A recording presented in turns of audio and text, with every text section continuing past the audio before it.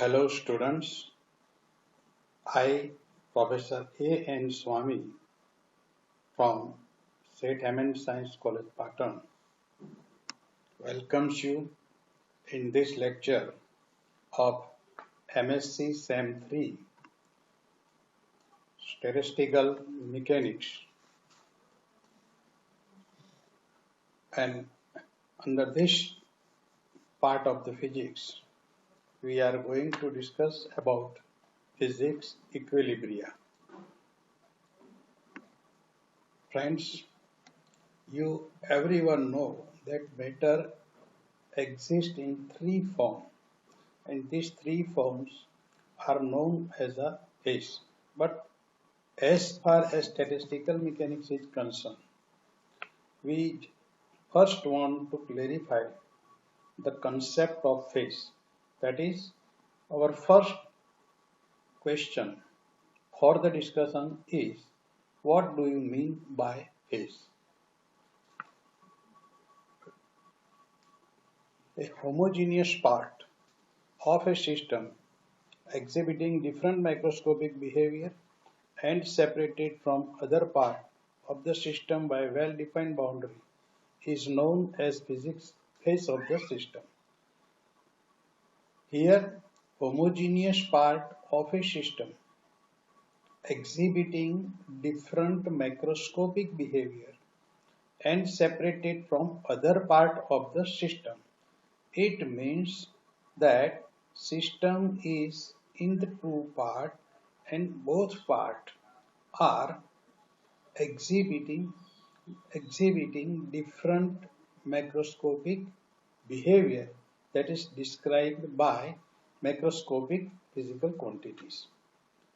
Friends, normally we are familiar with three phase, and these three phases are known as liquid, crystal, that is solid, and gas.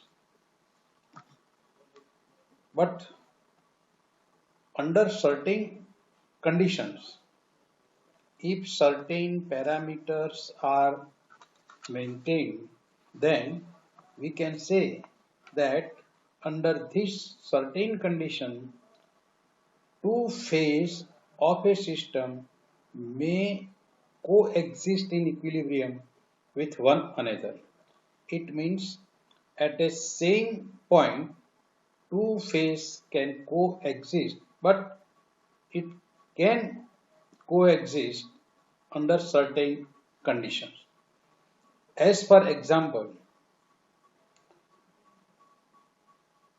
take H2O.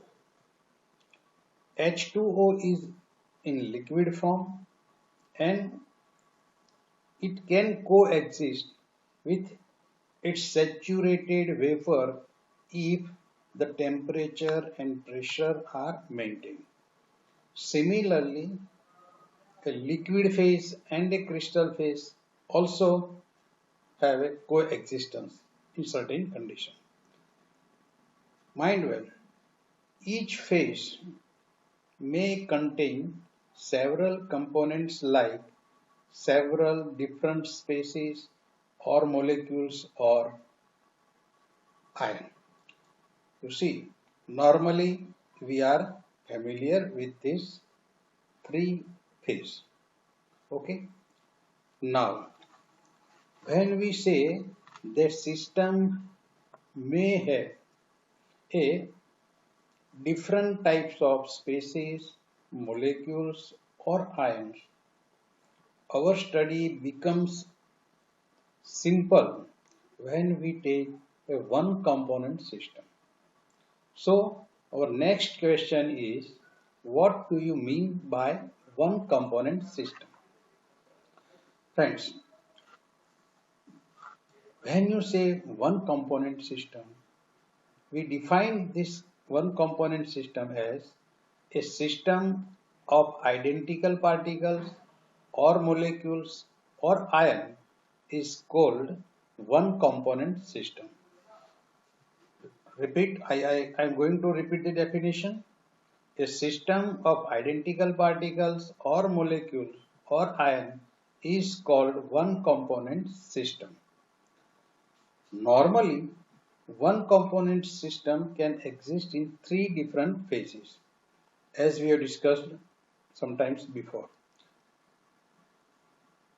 either in liquid or a crystalline form or in a gaseous form, or two phases may coexist in equilibrium with one another under certain conditions.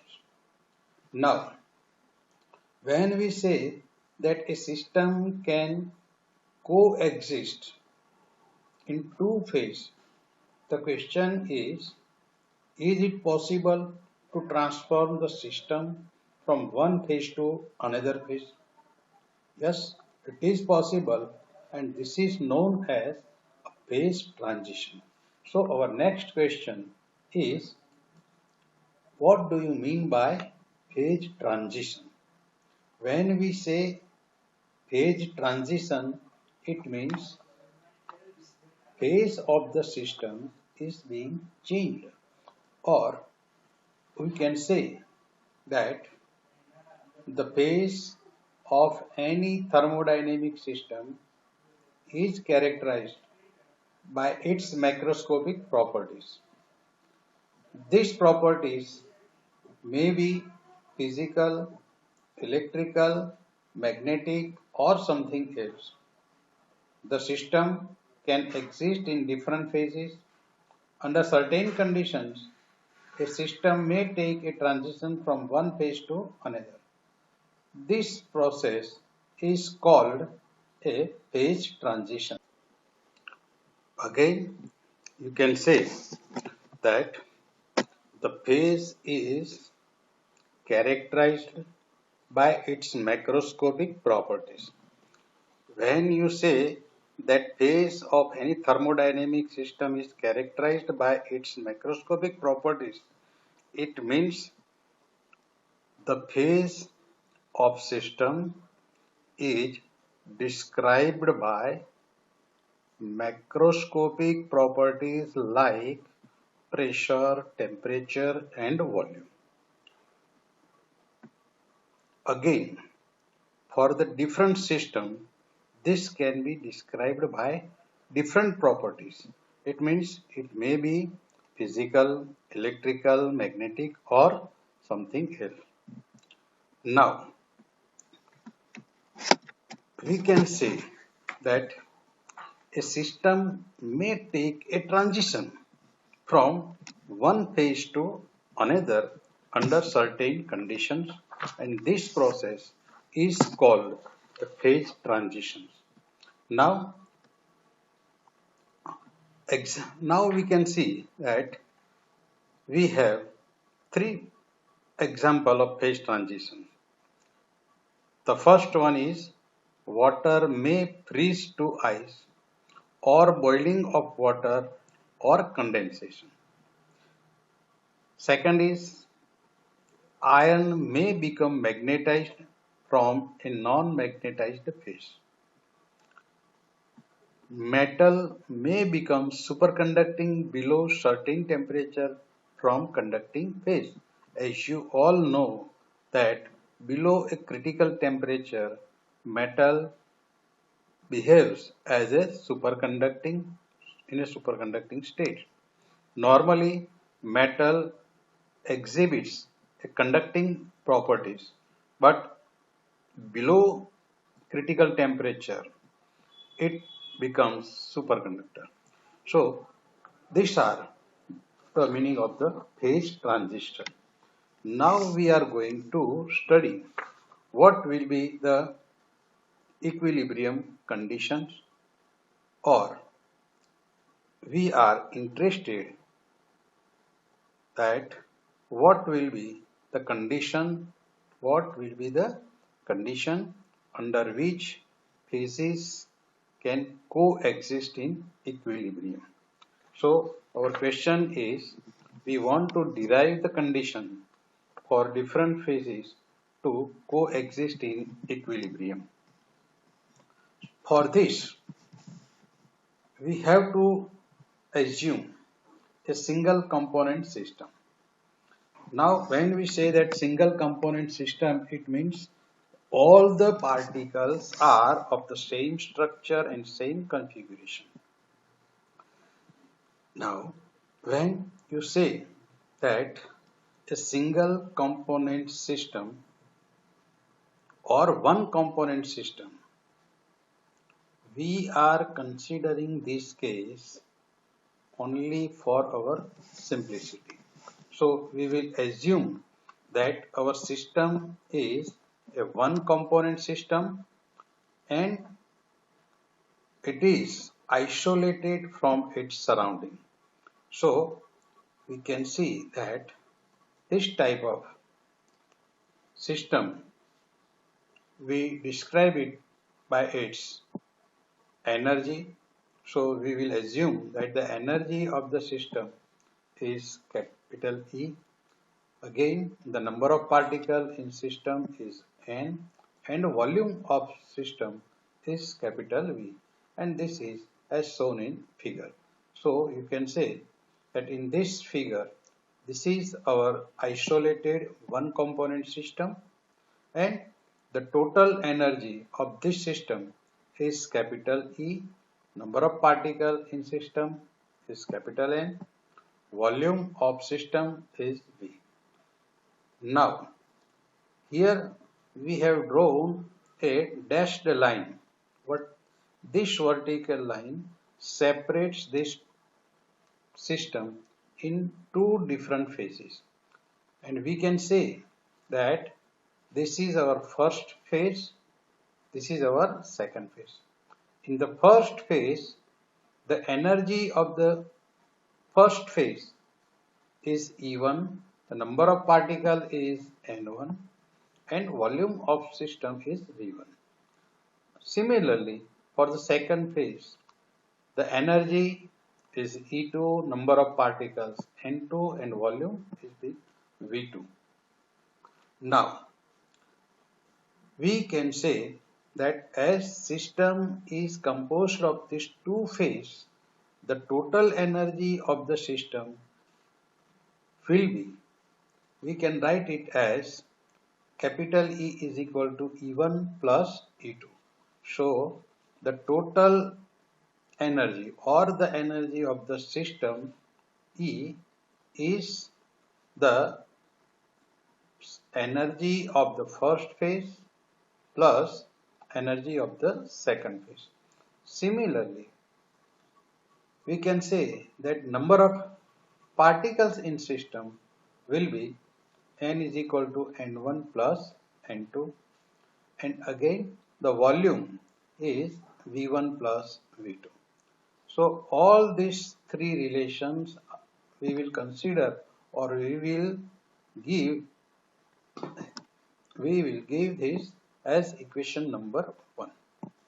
Now when we say that E is the energy of the system and n is the number of particles in the system, V is the volume of the system, we here assume that and it has to be followed that the total energy remains constant, total number of the particle is constant and total volume remains same. Here see we will say that entropy, which we have the properties and the different type of formula for the entropy we have studied in our semester 6, and in semester 6 of BSc we have studied that the entropy of the system is a function of energy, number of particles and volume of the system. It means the entropy of the system depends on the energy, on number of particles and on volume of the system. So you can say that entropy is a function of entropy is a function of energy, number of particles and volume. Again, entropy follows the additive properties. It means that if the system is composed of two parts, then the total entropy is given by summation of two entropy. Here I have shown that entropy of the system is the function of energy, volume, and number of particles of the system. So we can say that S is a function of E, that is energy, V, that is volume, and N is the number of particles. And if the entropy of first phase is S1 and if entropy of the second phase is S2, then you can write S is equal to S1 plus S2. Here S and S, S1 and S2 all are the function of energy, volume and number of particles. Again, this can be written as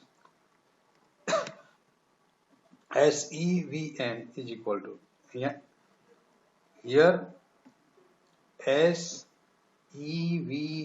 it means S means entropy, E is function of energy, volume and number of particles. Again here in this equation, entropy of the second phase has been written in the form of E minus E1 because E is equal to E1 plus E2. So E2 can be replaced by E minus E1. Similarly, V2 can be replaced by V minus V1 and N2 by N minus N1. So here we have written here, or we have expressed entropy of the system in terms of S1 and S2 as a function of E minus 1, V minus V1 and N minus N1. Now, from this equation, if we take the differentiation of this equation, that is, if we differentiate this equation 2, then we get ds is equal to partial differentiation of entropy of first phase, that is S1. It means del S1 del E1. It means partial differentiation of S1 with respect to E1, keeping V1 and N1 as a constant, and here is the total differentiation dE1. Similarly, we can write other terms ds1 dv1 ev1 n1 into dv1 plus in the third term we are differentiating s1 with respect to n1, keeping e1 and v1 constant. This is for the first phase. Similarly, for second phase, you can write here ds2 upon de2 v2 n2 de2 plus ds2 dv2 e2 n2 into dv2 plus ds2 dn2 e2 v2 into dn2. So here we have taken the differentiation of equation 2. But now you know that E is equal to E1 minus E2. So if we take the differentiation of this equation, you can write here dE is equal to dE1 plus dE2. And in this way, you can replace this dE2 by dE minus dE1. But as dE is the energy of the system and it remains constant, you can write this equation as this first term will remain constant as it is. Therefore, ds is equal to del S1 del E1 V1 dE1 plus del S1 del V1 E1 N1.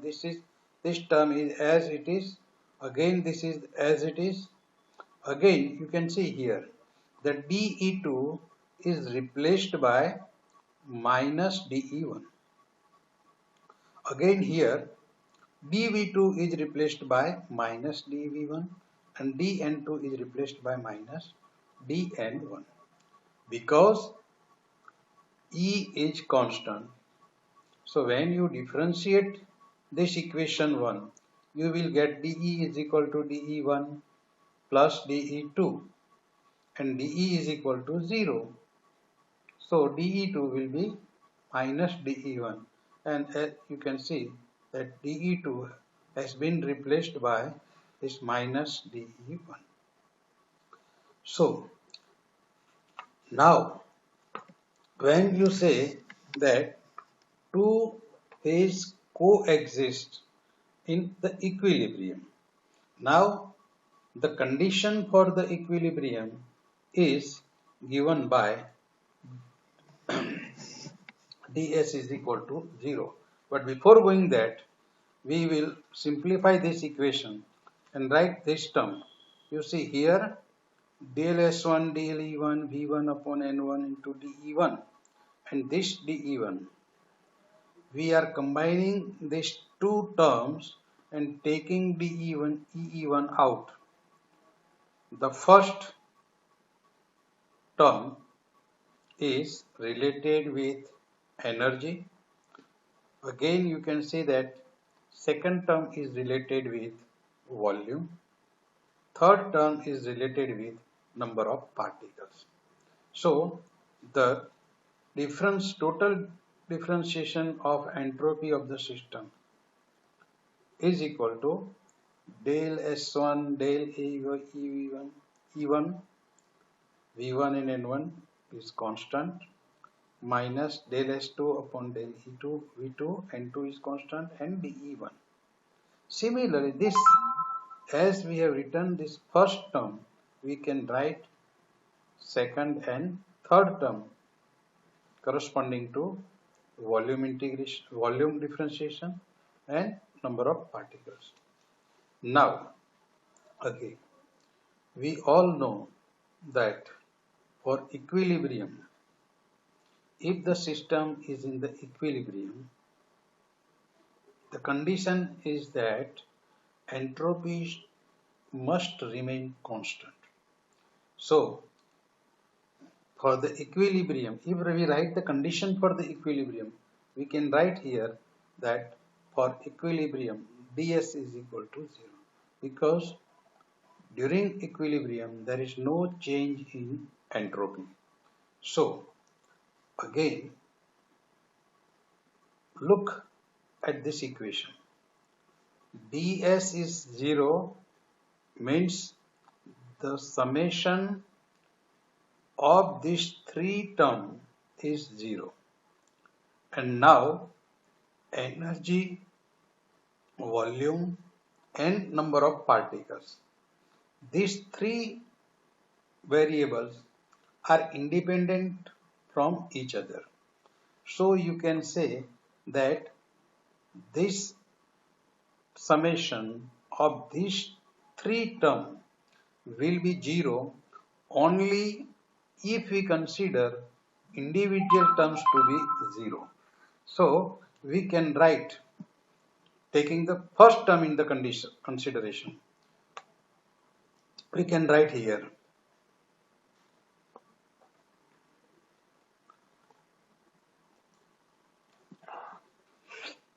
del S1. We have replaced the expression of ds in this term. And in this term, you can say that individual term must be 0 because energy, volume and number of particles are independent variable. Again, let us consider the first term to be 0. You can write here del S1 del E1 V1 N1 minus del S2 del E2 V2 N2 dE1 बराबर is equal to 0. Now dE1 is the change in the energy of first phase, but this term is not zero. So we can write here dE1 is not equal to 0. And as dE1 is not equal to 0, we can say that the coefficient of dE1 must be 0. So we can write here del S1 del E1 V1 N1 minus del S2 del E2 V2 N2 is equal to 0. Ultimately, this gives us that del S1 upon del E1 is equal to del S2 upon del E2. And this is we have expressed by equation 4. Sorry, equation 5. Now, again, from our previous study in BSc semester 6, we know that if we differentiate entropy with respect to energy, this gives us K beta. So, differentiation of entropy with respect to energy, this will give you K beta, where K is the Boltzmann constant and beta, as you know, it has the value 1 upon Kt. So this K and this K will cancel each other and we will get that del S upon del E is equal to 1 upon T. So in equation 5, we can write del S1 upon del E1 as 1 upon T1 and del S2 upon del E2.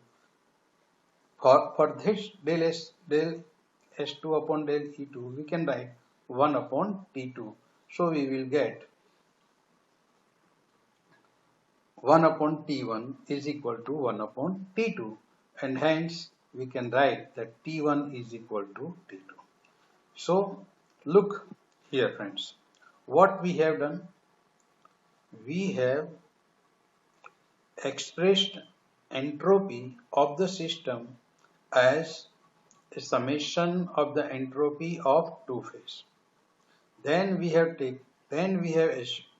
considered that the entropy is a function of energy, volume, and number of particles. Then we have expressed as S is equal to S1 plus S2. By taking differentiation, we obtain equation number 4. We obtain this equation 4 by applying the condition for the equilibrium. So we can say that if a system is in equilibrium, if a two phase of the system are in equilibrium, then taking the first term as 0, we have arrived at the condition that T1 and T2 must be equal. So we can say that if the two phase of the system is in equilibrium, then the temperature of the two phase T1 and T2 must be same. Or we can say at the transition point, when the two phases are in equilibrium, the T1 and T2 will be same. Similarly, now consider this second term as 0. When we consider this second term as 0, del S1, del V1, E1, V1 minus del S2, del V2, E2, N2, dV1 is equal to 0. Again, here dV1 is not equal to 0, so the coefficient must be 0. And after considering the term that del S1 del V1 minus del S2 del V2 is equal to 0, we will get del S1 upon del V1 is equal to del S2 upon del V2. Now again, look here what we have done. We have taken the differentiation of entropy with respect to volume.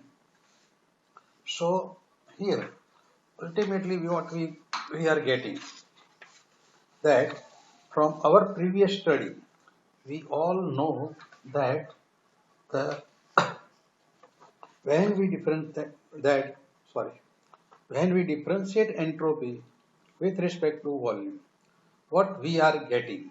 We are getting this term.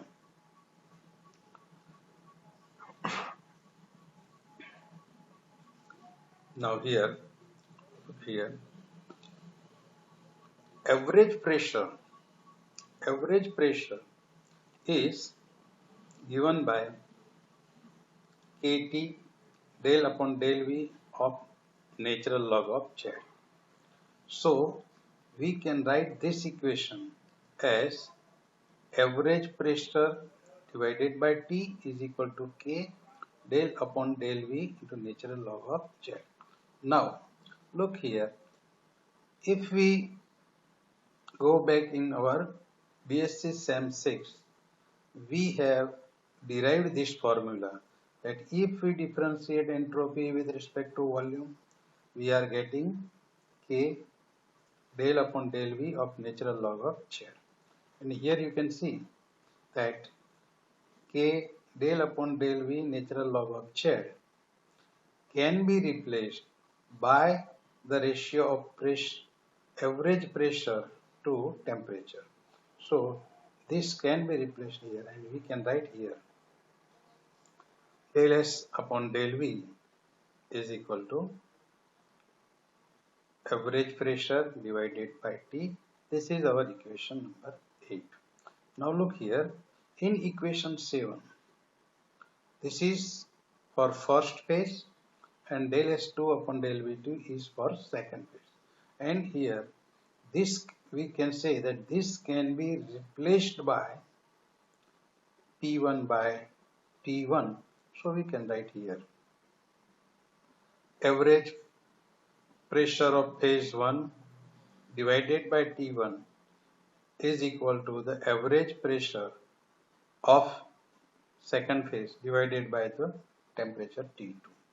Now from equation 6 you can see here that when the system is under equilibrium, so according to the condition we can say that here T1 and T2 are same. So ultimately we can write here average pressure of first phase and average pressure of second phase will be same. So from first and second term we have derived, or we can say that for equilibrium the pressure of the two phases and the temperature of the two phases must be same. Now what about this third term? As before we have considered this two term as 0, we can also consider that this third term must be 0. So writing this as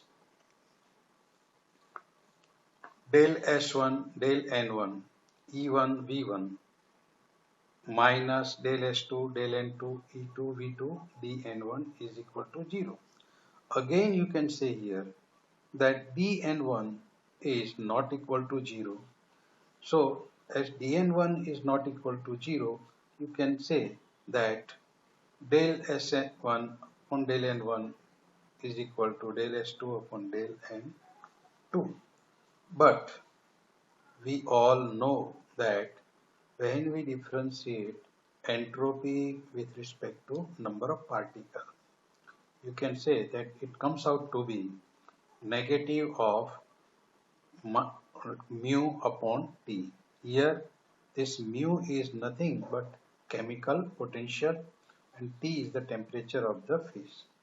So here you can say that from equation 6 we have here seen that for equilibrium the temperature of the two phases must be same. So here you can write that del S1 del N1 can be replaced by mu1 upon T1. Del S2 upon del N2 can be replaced by mu2 upon T2. And for equilibrium, the temperature of these two phases are same.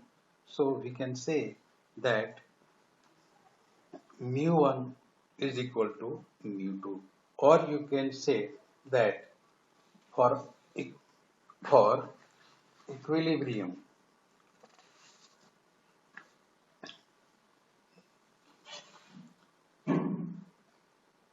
for equilibrium, chemical potential of two phases must be same.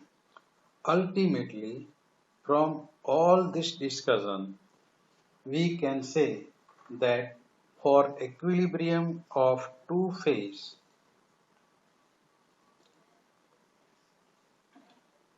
following conditions must be satisfied. So we can say that what are the three conditions? These three conditions are: the temperature of the two phases must be equal, the pressure of the two phases must be equal, the chemical potential of the two phases must be equal. So friends, in this topic or in this lecture, we have discussed about what is phase, or what do you mean by the phase, what do you mean by one component system. Then we have discussed about what is the meaning of phase transition, and the important question for the exam is derive the condition for different phases to coexist in equilibrium. So we will conclude this lecture with saying that the two phases of the system may be in equilibrium when these three conditions are satisfied. And these three conditions are: the temperature of the two phases must be equal, the pressure of the two phases must be equal, and the chemical potential of the two phases must be equal. Now, after this, before I finish this lecture, I would like to tell you that in the second lecture, we are going to discuss about the phase diagram. So we will discuss in next lecture. Thank you.